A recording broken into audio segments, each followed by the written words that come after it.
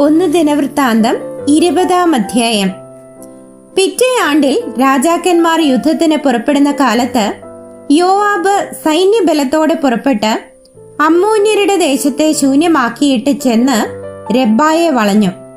ദാവീദോ യെരൂശലേമിൽ തന്നെ താമസിച്ചിരുന്നു.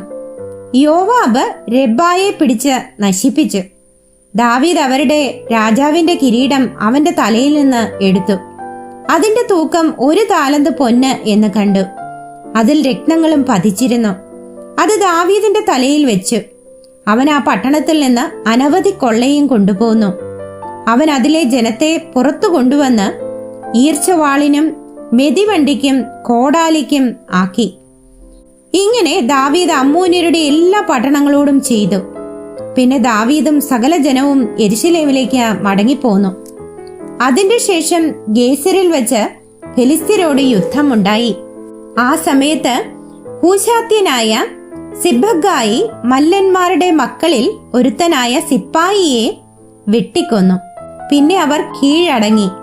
പിന്നെയും ഫെലിസ്ത്യരോട് യുദ്ധമുണ്ടായപ്പോൾ യായീരിന്റെ മകനായ എൽഹാനാൻ ഗിത്യനായ ഗൊല്യാദിന്റെ സഹോദരനായ ലഹ്മിയെ വെട്ടിക്കൊന്നു. അവന്റെ കുന്തത്തണ്ട് നെയ്ത്തുകാരന്റെ പടപ്പുതടി പോലെ ആയിരുന്നു.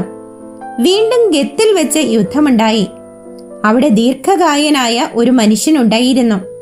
അവന് ഓരോ കൈക്ക് 6 വിരലും ഓരോ കാലിന് 6 വിരലും ആകെ 24 വിരൽ ഉണ്ടായിരുന്നു. അവനും രാഭയ്ക്ക് ജനിച്ചവനായിരുന്നു. അവൻ ഇസ്രായേലിനെ ധിക്കരിച്ചപ്പോൾ ദാവീദിന്റെ സഹോദരനായ ഷിമെയിയുടെ മകനായ യോനാഥാൻ അവനെ വെട്ടിക്കൊന്നു. ഇവർ ഗത്തിൽ രാഭയ്ക്ക് ജനിച്ചവർ ആയിരുന്നു. അവർ ദാവീദിന്റെയും അവന്റെ ദാസന്മാരുടെയും കയ്യാൽ പട്ടുപോയി.